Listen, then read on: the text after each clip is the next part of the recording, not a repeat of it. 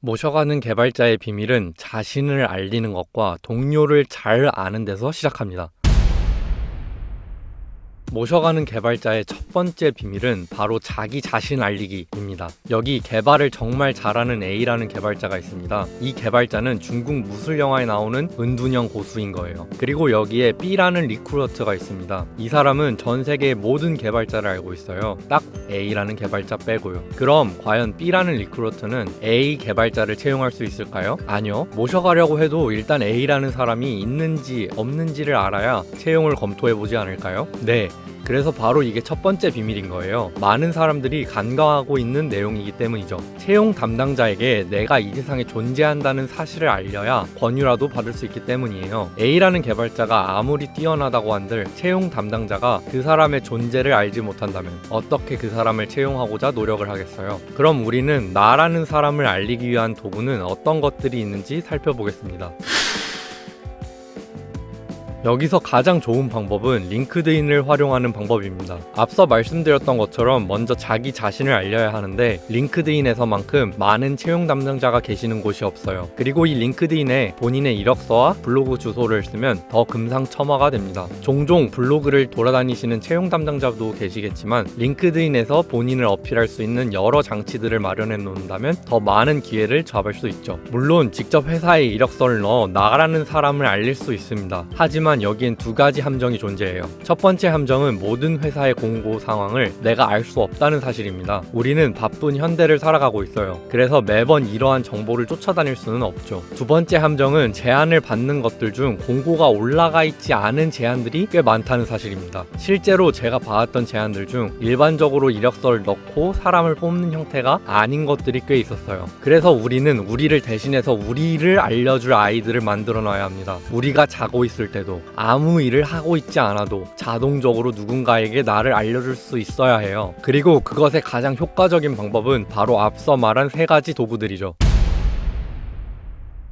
두 번째 비밀은 바로 동료입니다. 아마 추천인 보상이라는 말은 많이 들어보셨을 거예요. 전 회사에서 같이 일하던 동료를 추천하여 영입하는 방식 말이에요. 근데 제가 얘기하고 싶은 건 같은 직급의 동료보다 팀장님을 말하는 겁니다. 이걸 이해하기 위해서는 팀장급 분의 이직에 대해 살펴볼 필요가 있어요. 팀장급인 분들은 보통 이직을 하자마자 성과를 내야 합니다. 근데 개발은 팀플레이가 굉장히 중요해요. 아무리 혼자 잘해도 한계가 있습니다. 그래서 눈에 띄는 성과를 내기 위해 팀을 재정비해야만 하는데 새로운 사람을 채용하는 건 리스크가 큽니다. 면접에서 보이던 모습과 실제 일하는 모습이 얼마나 다를지 모르기 때문이에요. 그래서 먼저 합을 맞춰봤던 팀원을 데려오게 됩니다. 그리고 회사에 얼마나 그 팀원이 필요한지 어필을 하게 되죠. 또한 회사 입장에서도 한번 생각해볼까요? 혹시 여러분은 이런 궁금증 들지 않으셨나요? 분명 그 회사에서도 제일 일을 잘하는 사람이 있었을 텐데 왜 내부에서 승진을 시키지 않고 외부에서 팀장을 찾는 걸까? 단순하게 생각해보면 외부에서 데려오면 회사 입장에서는 돈이 더 들어갑니다. 팀장급의 연봉이 절대 낮은 금액이 아니거든요. 내부의 인원의 연봉을 높이고 그 자리를 주니어로 대체한다면 상대적으로 돈이 덜 들게 되죠. 이익을 철두철미하게 계산하는 회사 입장에서 이러한 실수를 한다는 건 좀 의아한 것 같아요. 분명 우리가 모르는 뭔가가 있지 않을까요? 여기에는 여러 가지 이유가 있을 텐데 보통 한 가지로 귀결이 됩니다. 그건 바로 어떤 풀리지 않는 문제가 내부에 존재한다는 거예요. 그리고 그 문제를 해결해줄 것으로 기대를 하고 높은 연봉이지만 팀장급을 영입하게 됩니다. 그래서 앞서 이야기했듯이 팀장급의 이직은 들어가자마자 성과를 내야 했던 거예요. 또한 팀장의 문제를 해결하기 위해서 좋은 인재를 데려와주면 회사 입장에서 좋은 인력을 채용하기 위해 들여야 할 여러 비용을 절감할 수 있었던 겁니다. 그래서 결과적으로 외부에서 영입하는 게 넓은 관점으로 훨씬 이득이었던 셈이죠. 그래서 우리는 이 팀장님들의 제안으로 모셔가는 개발자가 될 수 있습니다.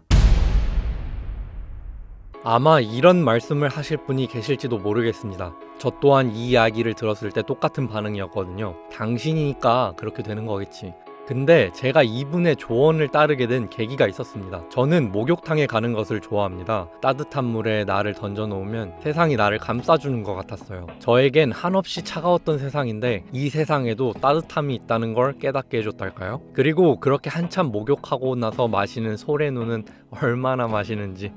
그렇게 어느 날처럼 동네 목욕탕에 갔는데 영화에서나 보던 온몸에 그림이 그려진 분이 계셨어요. 와, 진짜 덩치는 얼마나 크신지 산전수전을 다 겪은 것 같은 그 상처들은 네, 아직도 그 모습이 생생합니다. 그분은 뜨거운 탕에 계셨어요. 그리고 헙!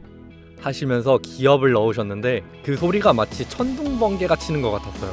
그 모습을 본 다른 분들은 다들 눈치를 보시고 나가시거나 멀찍이 사우나에 들어가 계셨어요. 저도 먼저 사우나부터 할까 했지만 계획이 틀어지는 게 죽음과 같던 슈퍼 제이인 저는 뜨거운 탕에 들어갔습니다. 근데 그분은 그런 저의 모습이 좀 언짢으셨던 것 같아요. 눈치를 주시려고 기압을 더 크게 하시는 거 있죠. 무섭긴 했지만 저는 정확하게 15분을 탕에 있어야 했기 때문에 눈을 감고 몸이 따뜻해지는 기운에만 집중을 하려 노력했어요. 그렇게 한 5분 정도가 흘렀나? 갑자기 그분이 제게 말을 거시더라고요.